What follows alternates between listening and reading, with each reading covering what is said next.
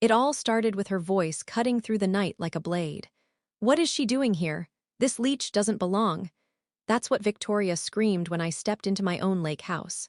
Her voice echoed over the music, through the smell of stale wine and cheap perfume, and across the faces of the 10 uninvited guests who filled my sanctuary. She didn't just insult me. She erased me. I didn't shout. I didn't argue, I just smiled and walked out the door. But what I did after that, I made sure she lost everything. My name is Nina Caldwell, and I'm 35. I'm a dentist in Coeur d'Alene, Idaho, one of the few female leads at a high-end private clinic downtown. When the clinic director took a leave of absence to deal with his imploding marriage, I took over. Scheduling, supplies, employee drama, budgeting, emergency calls, I handled it all. 2 months, no days off. My back throbbed, my eyes twitched, my soul felt squeezed dry. But Friday finally came, and with it, freedom. I planned a weekend retreat to the one place I could breathe again, my lake house near Lake Fernwood. It's a modest cabin I bought 3 years ago. Quiet, untouched, mine. But when I pulled into the gravel driveway that evening, my heart sank. 3 cars, lights blazing, music pulsing. I opened the door and stepped into chaos. Victoria, my brother Liam's wife, was laughing near the kitchen, drink in hand.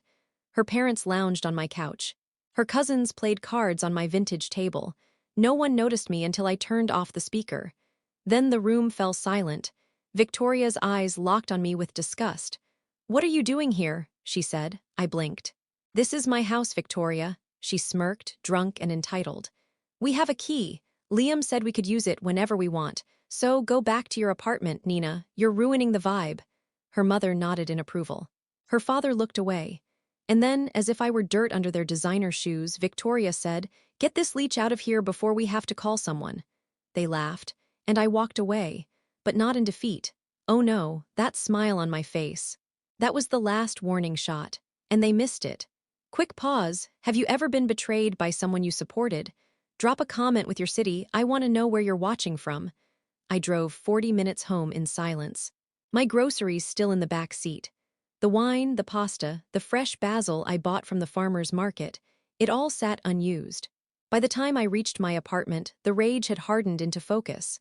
I made tea and opened my banking app. My hands moved faster than my thoughts. I canceled their rent payment, stopped paying Victoria's car loan, revoked Liam's access to my emergency savings account. Just like that, snap, I cut them off. And I started counting, not out of bitterness but out of shock. Wedding I funded. $22,000 rent I covered for 14 months. $19,600 car payments I made for her. $7,200 emergency withdrawals from my savings. Over $6,000 all totaled. $54,800. And she called me a leech. The next morning, I met with my bank manager, Carmen. She helped lock everything down. Liam would never touch another cent of my money. The fallout was nuclear. Liam called the following Friday. No greeting, just, "Where's the rent money?" "I'm not paying it anymore," I said. Dead silence. "I also canceled the car payment. And your emergency access." His voice cracked with rage. "You're insane, how could you?" "I'm very sane, Liam," I said. "And this is Victoria's fault. You both made your bed." He hung up. 30 seconds later, Victoria started calling. Then texting. Then flooding me with messages calling me bitter, selfish, jealous. I let her burn herself out. Then Mom called. I told her everything. She sighed and said, "Sweetheart, you know how Victoria gets. Liam's struggling. Maybe give a little." I hung up on her. I'd given enough. A week later, I changed every lock on my lake house. No one would use it again without my say-so, not even my parents. They didn't defend me when I needed them. That weekend, I sat alone on my deck with a glass of wine, watching the water, breathing again. And that peace, it didn't last long, because they came to my door. Liam, my parents, but not Victoria, they knew better. Liam said, "Victoria's willing to apologize, but only if you restore everything, the rent, the car, the account." I laughed. Then I showed them the messages. The ones Victoria sent me all week. The ones calling me a dried-up hag. Telling me I needed plastic surgery. Saying I was jealous and pathetic. Dad's face turned pale. Mom shifted uncomfortably. Liam just stared. "She's not sorry," I said. "She's exposed." Still, Mom said, "Nina, you should help your brother, he's family." "Respect," I said. "That comes first." They left. 2 weeks later, eviction. Liam and Victoria got kicked out of their apartment. They moved in with my parents. 4 months passed, and then my mom called. "She's unbearable," she whispered. "She made your father rearrange furniture with his bad back. She criticizes my cooking, the heat, everything. I'm exhausted." I said nothing. "You were right," she whispered before I hung up. 4 more months. Then the divorce. Victoria blasted Liam online, called him worthless, said she deserved a real man. Liam finally broke. He filed. It was brutal, but cleansing. 6 months later, Liam had a new job, new apartment. New girlfriend, happy me. I bought a new car, saved thousands, spent weekends at peace. Then one day, Victoria called. "Nina, please," she begged. "Help me get Liam back." I laughed so hard I nearly dropped my phone. "You called me a leech. You insulted me in my own house. You drained me financially, and now you want my help." "I made a mistake." "No, you made choices and you lost." I hung up. Last I heard, she was dating some guy named Travis. Unemployed, drinks, uses pills. She still posts online, but now it's bitter, desperate rants about fake friends and ungrateful men. She lost her looks, lost her lifestyle, lost everything she once mocked others for not having. As for me, I'm still working, still thriving, still visiting my lake house. And yes, I'm dating someone now, a teacher named Michael. Kind, grounded, wonderful. I learned that giving is good, but boundaries are better. And sometimes the best revenge is watching someone ruin themselves with the freedom you gave them. It's been nearly a year since I cut Victoria off, since I reclaimed my life. And just when I thought the dust had settled, when I started breathing easier and finally feeling safe again, she showed up in person. Not at my clinic, not at my home, but at my lake house. It was a Saturday afternoon. Crisp fall air, golden leaves drifting like confetti onto the porch. I was inside reading when I heard a car door slam. I looked through the blinds, and there she was, Victoria, standing on my porch like a ghost that refused to stay buried. She looked wrecked. Gone was the flawless makeup and salon hair, her clothes were wrinkled, her eyes hollow, but her voice still sharp. "Nina, we need to talk." I didn't open the door. "Go away," I said through the glass, but she just stood there. "Please," she said, "you have to listen, you don't understand what's happening. You lost your chance, Victoria. You don't belong here." But then she said something that made my blood run cold. "I'm pregnant." I opened the door not because I cared, but because I needed answers. She stepped inside, shivering, hugging herself like a victim. "I'm not here to fight," she said, lowering her eyes. "I have nowhere else to go." "Not my problem," I said. "Where's Travis?" She swallowed hard.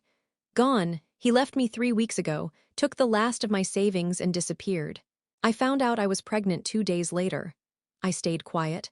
"Liam won't answer my calls," she said. "And my parents, they kicked me out. They said they're done. They think the baby might not even be Travis's."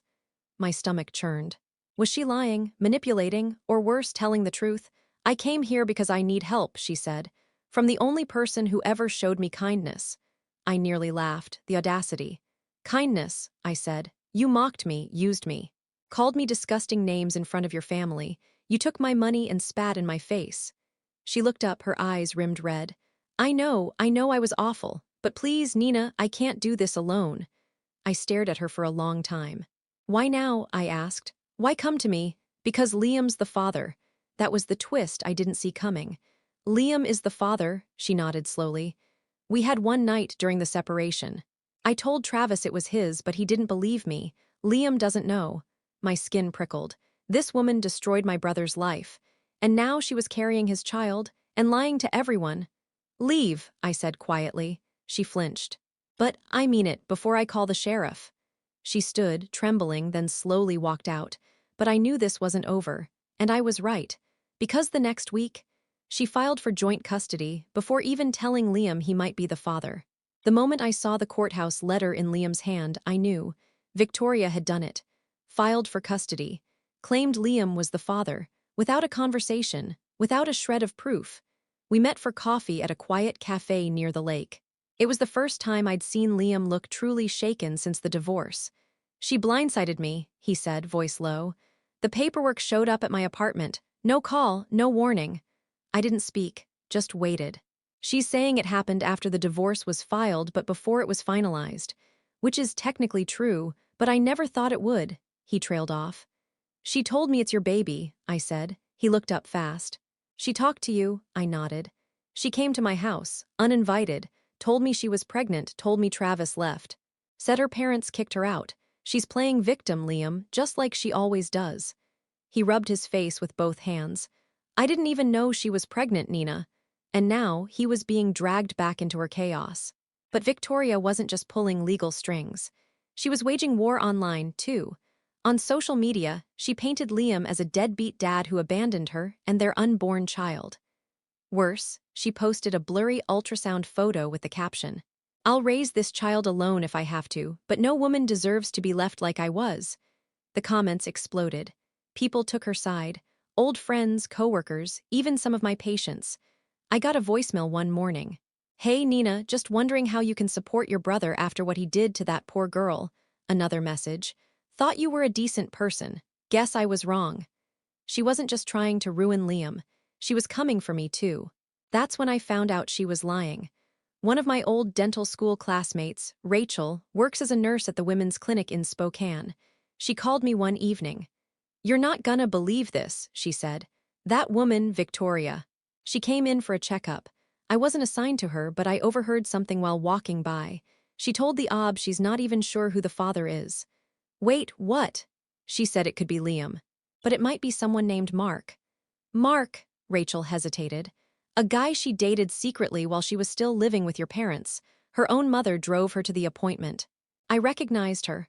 I felt the blood drain from my face. Victoria was dragging Liam through court, dragging us through mud over a baby that might not even be his. She was playing everyone. Again. And this time, I wasn't just going to defend myself. I was going to expose her. I waited 3 days before doing anything. Not because I wasn't ready, but because I wanted to be exactly sure how I was going to do it. Victoria wasn't just playing the victim. She was weaponizing it, and I had no intention of playing defense anymore. I met with Rachel, my friend from the clinic, at a tiny diner just outside of Spokane. She brought her notebook with dates, patient interactions, and something even more valuable, the name of the other guy, Mark Ellison. I had never heard of him, but after 20 minutes online, I knew everything. Mark was 26. Recently fired from his job at a used car lot in Spokane. Forget this, stealing parts. He had 2 DUIs, a suspended license, and an open case for domestic disturbance, filed by his ex-girlfriend, who looked eerily like Victoria. And she wanted to raise a baby with this man. Or pin it on my brother who had rebuilt his life from the ground up. I had what I needed. Now I just had to make it public. But first I called Liam. "I need your permission," I said. "For what?" "To go nuclear." There was a pause. Then he said, "Do it." Step 1, leverage the truth. I printed screenshots of Victoria's social media posts, all her public declarations about Liam being the father. Then I dug into her past posts, one from 2 months earlier where she had uploaded a photo of her and a man tagged them, kissing in front of a bar in Spokane. Guess who that man was? Mark. I gathered every post, every contradiction, every lie. Then I compiled a timeline. Side by side. The ultrasound post, 12 weeks. The tagged photo with Mark, 10 weeks ago. The domestic disturbance filed by Mark's ex. 9 weeks ago, same date Victoria said Liam abandoned her. It didn't take a genius to see the overlap. It just took a little time. Step 2, expose the game. I sent everything, every screenshot, date, file, to my cousin Sabrina, who works in family law. She didn't even hesitate. "We'll bury her in court," she said. "Let's subpoena Mark. If he refuses to show up, that tells its own story. If he does and it turns out he's the father, we'll press for a paternity test." But that wasn't all.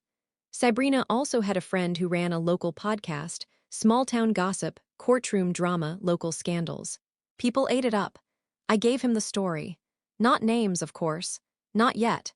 But enough to make it clear that a certain social media influencer in Coeur d'Alene was faking paternity for sympathy and potential financial gain. The episode aired that Friday, and it exploded. By Monday, Victoria's comment section looked like a war zone. "Is this about you? Why are you lying about your baby's father? You owe people answers. Liam deserves better. This woman's delusional." She disabled comments that afternoon. And then, she showed up again. This time, with a lawyer, Victoria didn't knock this time. She pounded. I opened the door to find her standing there with a woman in a beige pantsuit and a face like concrete. Her lawyer. "I'm here to deliver a legal notice," the lawyer said, voice sharp. "Victoria is pursuing full custody and a court-ordered paternity test." I smiled. "Good. Liam's already filed for one," the lawyer blinked. "Excuse me?" Surprised, I asked. "We're way ahead of you." They left empty-handed, but the fuse had been lit. The court date was set for 3 weeks later. Victoria tried to delay it, claimed she was too emotionally distressed. The judge denied her request, and when we showed up, Mark was already there, summoned by court order. He looked like a mess. Hair greasy, shirt wrinkled, shaking slightly as he sat across from Victoria. She wouldn't even look at him. When the judge asked why Victoria hadn't listed Mark as a potential father on the custody filing, her lawyer stammered. "But Victoria," she smiled sweetly and said, "because I was trying to protect Liam." The courtroom went still. Then the judge ordered DNA testing for all parties involved. Victoria's face cracked. For the first time, she knew the game was up. 2 weeks later, the results came in. Mark was the father, not Liam, not even close. What happened next unraveled fast. 1.